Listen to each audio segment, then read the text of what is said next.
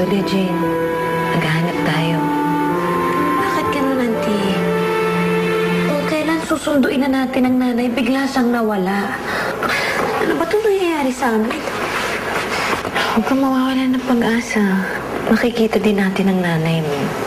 Dalawang linggo na tayo nag-ahanap, Auntie, pero walang pa rin nangyayari. Mark. Nay, ito po pala yung pinapakuha niyo para kay Ate Jane. Mga application forms to para sa nursing schools. Jane.